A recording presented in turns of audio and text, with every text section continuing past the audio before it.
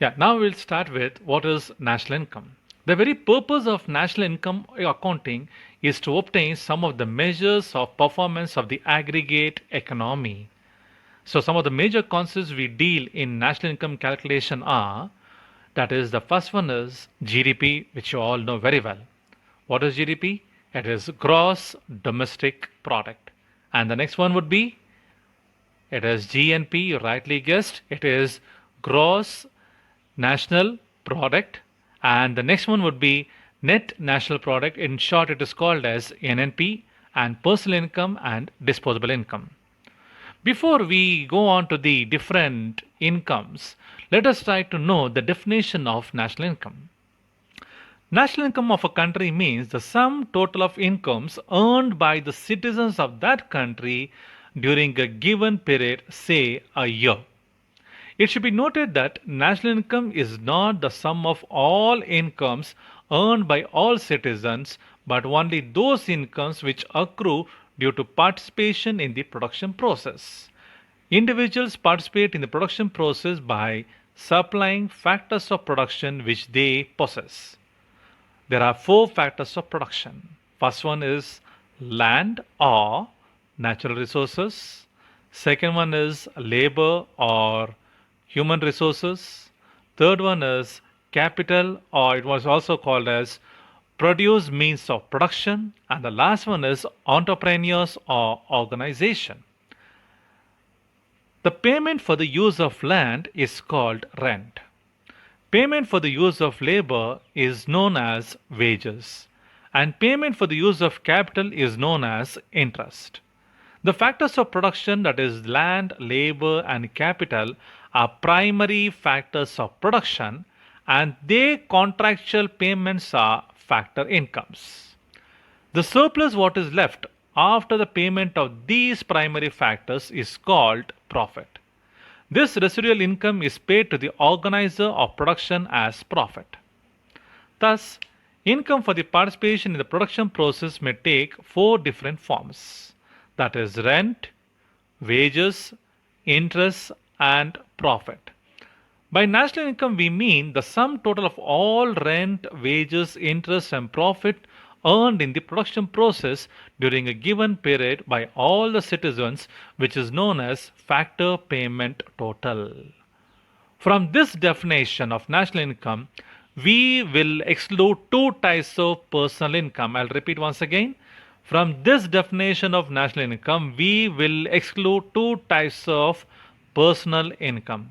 The first is transfer payment, and the second is capital gains. Supposing a citizen receives a certain sum of money without participating in the production process, it is called transfer payment. For example, the unemployment benefit, income of a beggar are personal incomes but not national income because they provide no services against their receipts. I'll repeat the example.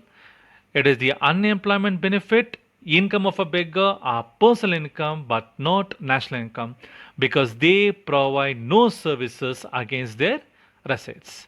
Again, when we sell out assets which has appreciated in value in the near future and realize a gain by selling it, it is known as capital gain, which is excluded from the calculation of national income because it renders no productive service for reaping this gain. Now, let us go in detail how the traditional definitions advanced by Marshall, Pigot, and Fisher, as well as the two modern definitions provided by the economist. The first one is the Marshallian definition. According to Marshall, the labor and capital of a country acting on its natural resources produce annually a certain net aggregate of commodities, material and immaterial, including services of all kinds.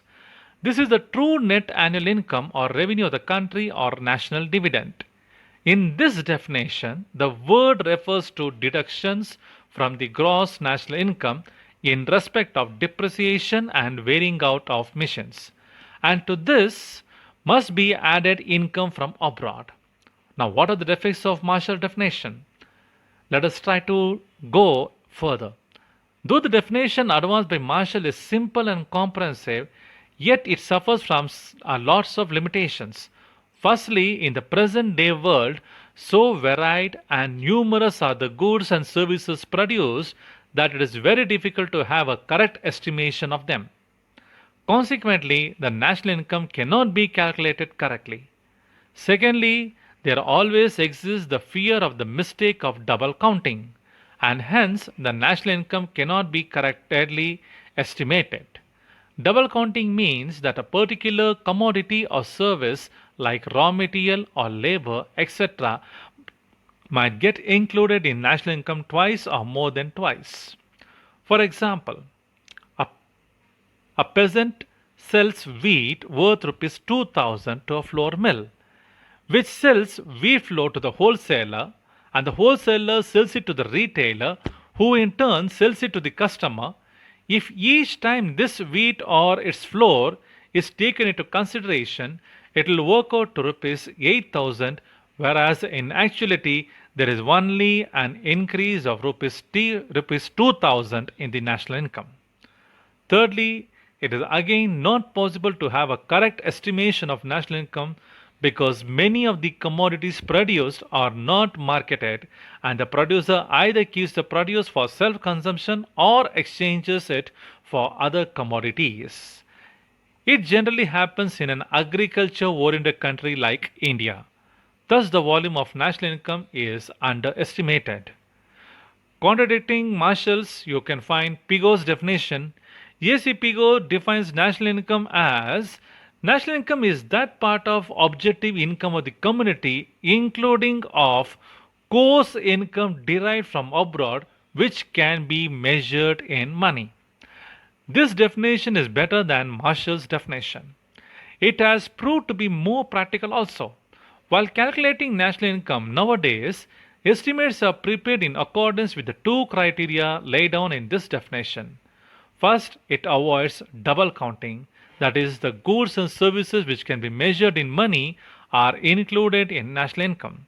Second, income received on account of investment in foreign countries is included in national income.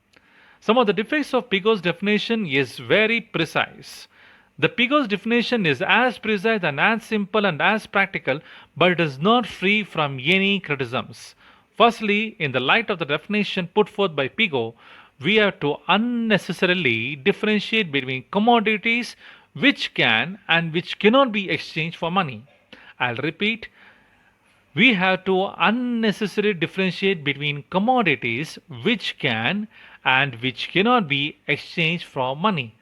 But in actuality, there is no difference in the fundamental forms of such commodities, no matter they can be exchanged for money. Secondly, according to this definition, when only such commodities as can be exchanged for money are included in estimation of national income, the national income cannot be correctly measured. According to Piggot, a woman's service as a nurse would be included in national income but excluded when the same nurse works in home to look after her children as a mother because she does not receive any salary for it. Similarly, Piggot is of the view that if a man marries his lady secretary, the national income diminishes as he has no longer to pay for her services. Thus, the Piggotian definition gives rise to a number of paradoxes. Thirdly, Piggot's definition is applicable only to the developed countries where goods and services are exchanged for money in the market. According to this definition, in the backward and underdeveloped countries of the world, where a major portion of the produce is simply bartered, correct estimates of national income will not be possible because it will always work out less than the real level of income. Thus, the definition advanced by Piggot has a limited scope. Now, next one we'll go on to Fisher's definition. Fisher adopted consumption as the criterion of national income, whereas Marshall and Piggot regarded it to be production. According to Fisher, the national dividend or income consists solely of services as received by ultimate consumers, whether from their material or from the human environments. Thus, a piano or an overcoat made for me this year is not a part of this year's income but an addition to the capital. Only the services rendered to me during this year by these things are income.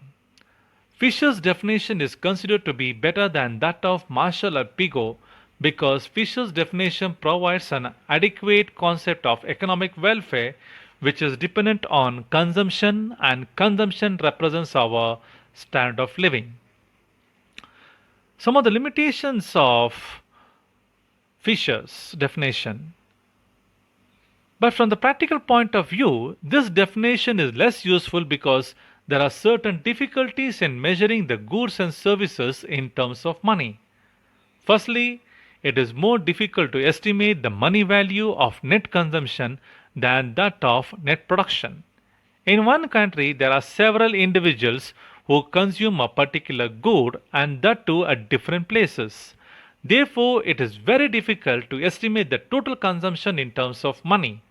Secondly, certain consumption goods are durable and last for many years. For example, a piano or overcoat as given by Fisher, only the services rendered for use during 1 year by them will be included in an income. If an overcoat costs rupees 100 and lasts for 10 years, Fisher will take into account only rupees 100 as national income during 1 year, whereas Marshall and Pigou will include rupees 100 in the national income for the year when it is made. Besides, it cannot be said with certainty that the overcoat will last only for 10 years. It may last longer or shorter period. Thirdly, the durable goods generally keeps changing hands, leading to not only change in possession but also in change in ownership value and its value too. It is therefore becoming difficult to measure money and the services value of these goods from the point of view of consumption. For instance, the owner of a Maruti car sells it at a higher price than its real price, and the purchaser, after using it for a number of years, further sells it at its actual price. Now, the question is as to which of its price, whether actual or black market one, should we take into account. And afterwards, when it is transferred from one person to the another, which of its value according to its average age should be included in national income. But the definition advanced by Marshall, Pigou and Fisher are not altogether flawless. However, Marshallian and Pigovian definition tells us of the reasons influencing economic welfare, whereas Fisher's definition helps us compare economic welfare in different years. Now, let us move on to the modern definitions. From the modern point of view, Simon Kuznets has defined national income as the net output of commodities and services flowing during the year from the country's productive system in the hands of the ultimate consumer. On the other hand, in one of the reports of United Nations, national income has been defined on the basis of the systems of estimating national income as a net national product